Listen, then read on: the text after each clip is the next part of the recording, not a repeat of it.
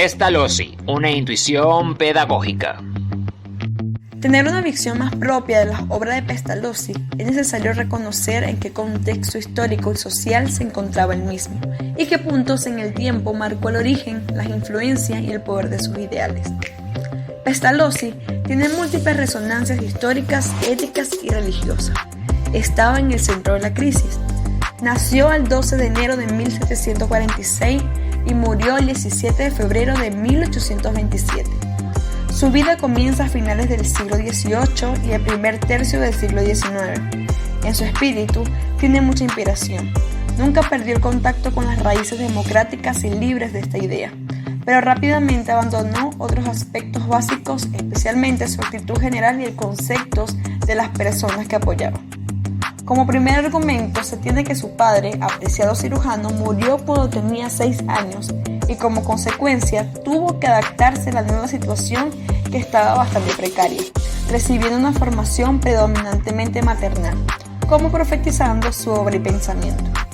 Consecuente a se tiene que Pestalozzi fue enviado al Collegium Humanitatis, donde estudió teología y jurisprudencia.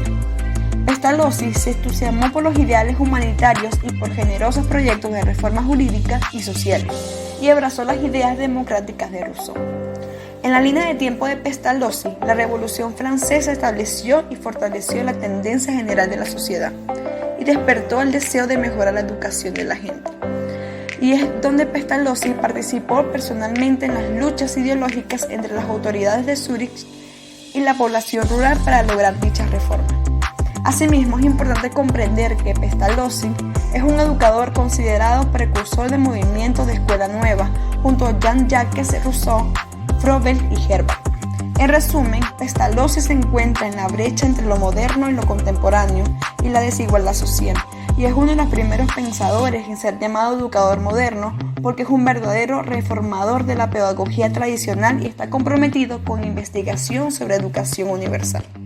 Cómo Gertrudis educa a sus hijos puede definirse como una obra pedagógica que tiene el fin de exponer de una manera práctica el método de enseñanza que plantea Pestalozzi. Va arraigada a la ética, a la estética y a la lógica, y a su vez se resalta la importancia de la educación de la juventud, especialmente la de los pobres, y donde se pretende enseñar a los mendigos a vivir como hombres. Es una obra basada en 14 cartas, donde el autor presenta el valor de la exposición de los métodos didácticos y de la necesidad de un método que, aun sin importar cuál sea la cultura a la que pertenece un profesor, él mismo pueda ser eficaz y pueda ser introducido en una concepción universal, en las leyes éticas y también en el sentido de la vida. Se evidencia la necesidad de querer liberar a un pueblo del desprecio mediante la pedagogía social, así como también la querencia de facilitar la educación desde los puntos iniciales de todas las artes y de las ciencias que permitan aislar el embrutecimiento de un pueblo y su degradación, sumergiendo a esta sociedad en el enriquecimiento de una educación memorística e intelectualista. Es por esto que el autor desarrolla un método intuitivo, el cual utiliza la intuición como forma de aprendizaje y consta de descomponer la materia de enseñanza hasta llegar a los elementos simples, de hacerlos sensibles y a su vez adecuados a la experiencia infantil y por último, en hacerlos asimilar dándole una existencia concreta en la vida de los infantes. En el transcurso de las cartas se tocan temas importantes y es destacable el proyecto de una escuela profesional, al que se le da un sentido religioso, y es ahí donde la madre cumple con la tarea de revelar a sus hijos, desde pequeños, el mundo como creación de Dios, de despertar en ellos el amor por la verdad y la actividad divina de la razón. Pestalozzi es el educador al que se debe recurrir para devolverle a la educación sus principios, para educar a crear, educar en literatura, pintura, en ciencias naturales, en matemática y en las áreas de fundamento jurídico, para resolver los problemas de la pobreza, las enfermedades, la violencia y para la convivencia pacífica e incluso para el ejercicio de las libertades democráticas. El ideal educativo de Pestalozzi en gran medida está sustentado en los fracasos de su vida personal y en lo que fue observando en la vida de otros. El desarrollo esencialmente de 3 áreas como la agricultura, la industria y el comercio fueron los enfoques últimos del desarrollo de su ideal. Este persigue un propósito político bastante completo, reconociendo el rol familiar en el sano desarrollo educativo desde la primera infancia y la inserción a la sociedad a través de la tecnificación del trabajo que plantea una superación económica y política tangible de las clases más pobres. Su ideal cobra relevancia con la primicia de que el ser humano no es un humano completo hasta pasar por un proceso educativo. Esto lo podemos observar cuando él dice: la primera hora de su instrucción es la hora de su nacimiento, en la que el momento del nacimiento no es otra cosa que el despertar del animal, ahora completo, que quiere y debe llegar a ser hombre, a través del acto educativo.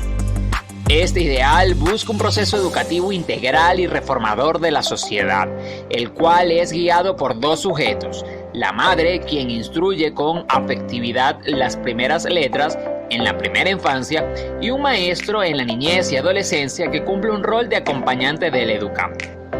Este último desarrolla un proceso mediador entre el educando, el conocimiento y el entorno inmediato, que a través de la exploración intuitiva permite el desarrollo de nuevos aprendizajes. El entorno inmediato se vuelve un espacio educativo, lo que hace de la ciudad una especie de escuela, aunque las propias instituciones educativas se hacen las principales responsables de guiar dicho proceso. Las áreas principales en las que se desarrolla esta instrucción son las letras, el dibujo, el cálculo y la herbolaria. Se educa para una sociedad democrática, industrial y comercial, que a través de una pedagogía popular para el trabajo genera una movilidad social que permita un desarrollo económico progresivo y efectivo. Cuando pensamos en el pensamiento educativo de Pestalozzi, podemos afirmar que sin duda es uno de los grandes aportes a la educación de los últimos siglos. Su enfoque estuvo dirigido siempre para los niños menos favorecidos de su época. Se esforzó porque la educación fuera una oportunidad para todos y que la misma fuera de calidad. Su propuesta educativa causó, sin lugar a dudas, una profunda reforma en la manera en la que se llevaba la educación y que aún sigue siendo vigente en nuestros días.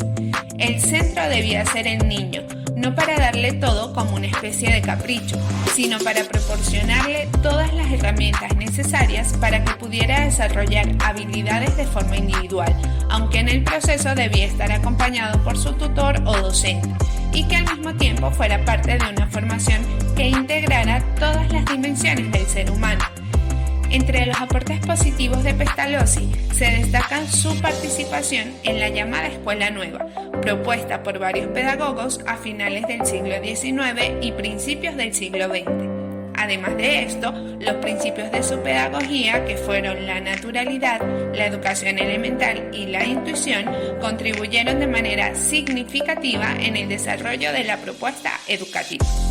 Comprende que la educación no se basa solo en la memorización de los conceptos, sino en las experiencias, en los conocimientos previos que dan paso al aprendizaje significativo y que el niño podrá poner en práctica en cualquier momento de su vida. En este sentido, se puede afirmar que esta propuesta puede ser aplicada en la actualidad y en nuestro sistema educativo venezolano, sobre todo en las primeras etapas de la educación como es preescolar. A finales del siglo XX, el educador venezolano Alirio Arreaza destaca la importancia de esta pedagogía a través de su obra Manual de Didáctica, resaltando los aportes de la Escuela Nueva y el enfoque pestalozziano. En los aspectos negativos del autor, se puede destacar que su propuesta, según lo afirman varios autores, carecía de fundamentación científica, ya que se enfocaba mucho más en la intuición. Por otra parte, en la obra Cómo Gertrudes educa a sus hijos, destaca el papel de la madre como primera acompañante pedagógica en el proceso educativo de los hijos. Si pensamos en Venezuela, realmente puede ser muy actual esta teoría, considerando que nuestra sociedad es matriarcal. Sin embargo, Pestalozzi ignora la figura del padre en el proceso educativo y se considera que es negativo, ya que ambos padres, cuando están presentes, son igualmente responsables de la educación de los hijos. Hemos llegado al final. Esperamos les haya gustado nuestra presentación. Si tienen alguna duda o pregunta, pueden formularla a través del grupo de WhatsApp o a través de la clase de Zoom.